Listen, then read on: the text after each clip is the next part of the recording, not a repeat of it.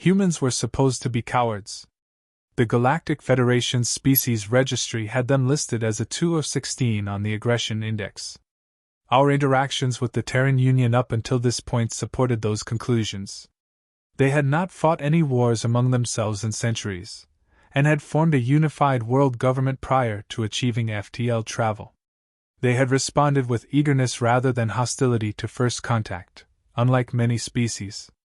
Earth had resolved every dispute through diplomacy and compromise since it became an official member of the Federation. For example, a few years ago, the expansionist Xenic claimed a Terran mining colony as their territory.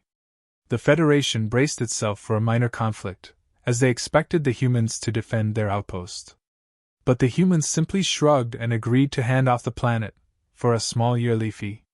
Rather than going to war, the Terrans somehow ended up as prominent trading partners for the Xenic. There was also an incident where the paranoid Hodel arrested Terran ambassadors on charges of being spies. Imprisoning diplomats with zero evidence was a clear provocation to war, but the humans did nothing. They didn't even raid the facility where their representatives were being held. They simply opened back-channel negotiations with the Hodel and arranged a prisoner exchange, swapping a few smugglers for their people. Thoughts on the humans varied depending on who you asked. Some in the Federation found their pacifism commendable, and appreciated their even-tempered statesmanship. Others thought that it was weakness that led them to avoid war. I was in the latter camp. The only reason not to respond to blatant insults with aggression was that they didn't have the wits or the strength for it. When the Devourers came, the 3 most militaristic species in the galaxy, as per the aggression index, banded together to stand against their approach. We didn't know much about them, but we called them the Devourers since their sole mission was to drain stars of their energy. I can't tell you why they would do such a thing.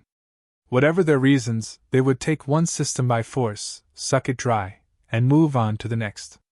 Our fleet, the finest the Federation had to offer, suffered heavy losses when we clashed with enemy destroyers. We fought as hard as we could, and it didn't matter. Our weapons hardly seemed to scratch their ships. It was a tough decision, but I ordered what was left of the fleet to retreat. As much as we needed to stop them, we would lose the entire armada if we stuck around any longer. I sent out a distress signal, relaying our grim situation and pleading for reinforcements. There were other species with lesser, but still potent, militaries within the Federation. But my request was returned with silence. Not a single one of those cowards volunteered to help. Hearing of our defeat, I suppose they decided to flee and fend for themselves. I thought we were on our own, until we detected human ships jumping to our position. How ironic, the only ones who came to our aid were the galactic pushovers. There were only 5 of them according to our sensors, which was not nearly enough to mount a fight. A pathetic showing, but it was more than the 0 ships that had been sent by the other Federation powers. Sir, the Terrans are hailing us. What do they think they're gonna do, talk the enemy to death? First Officer Blez quipped. I heard a few snickers from my crew, but quickly shushed them. We need all the help we can get. On screen. A dark-haired human blinked onto the view screen. Federation vessel, this is Commander Mikhail Rykov of the Terran Union. We are here to assist in any way possible. I bowed my head graciously. Thank you for coming, Commander Rykov. I am General Kylan. Please join our formation and help cover our retreat. Retreat? The human commander blinked a few times, looking confused. Our intentions are to engage and terminate the enemy. With 5 ships? All due respect, the Devourers number in the thousands, and they crushed our fleet of equal magnitude.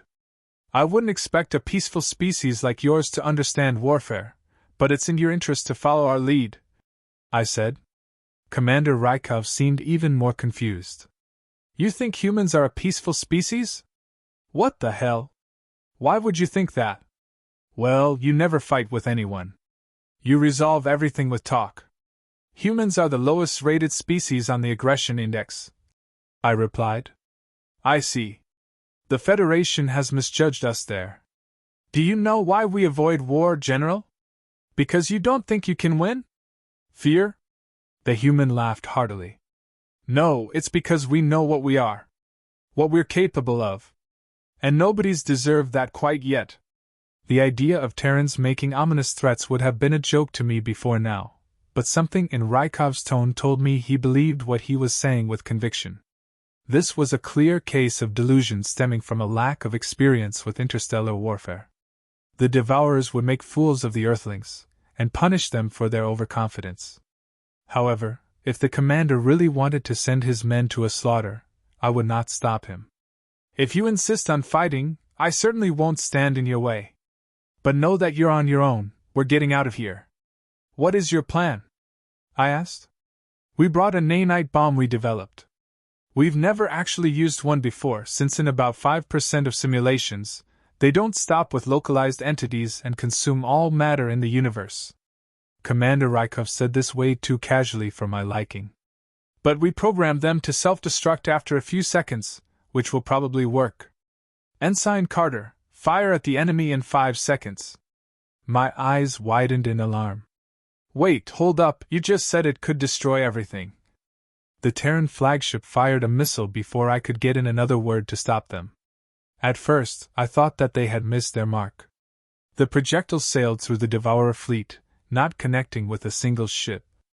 Then, it detonated at the rear of the formation, and all hell broke loose.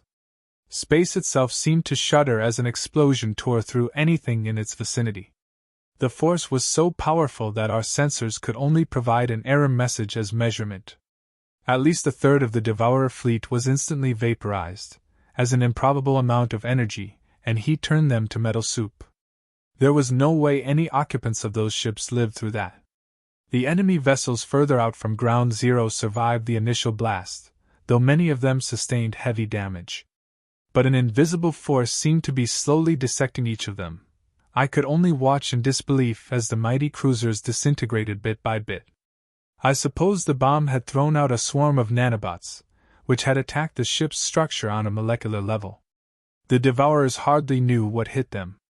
By the time they thought to return fire, there was nothing left to return fire with. Their arsenal evaporated in a matter of seconds, and undoubtedly, their personnel suffered the same fate. Where there had once been an unstoppable army, now only stood empty space. The humans had unleashed a wave of destruction that was unrivaled by anything I had ever seen in my military career, with just a single missile. Horror shot through my veins at the thought that they might one day turn their monstrous weapons on the Federation. There was no way to defend oneself against such diabolical creations. The aggression index needed an update. The kind of species that would invent weapons like that was number 2. Glancing around at my crew, I saw stunned and aghast reactions that mirrored my own. If they ever became hostile, the humans represented a threat of the highest level. They could more than likely wipe out the entire galaxy without breaking a sweat. Now that's taken care of. You should have just invited us to the party to start with. Commander Rykov grinned. Tell you what, General, next time we meet, you owe us a beer. I frowned.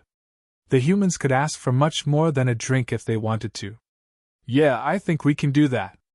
Commander Rykov terminated the call, and I watched as the Terran ships warped back into hyperspace. I was still trying to wrap my mind around the whole thing, and I wondered how I was going to put this into words for the combat report. The Federation had no idea who the Terrans truly were, but I was going to make sure they did. And as I played the events of the day over in my mind, it clicked. I finally understood why such a powerful species would not show its hand. The humans avoid war because it would be too easy for them to win.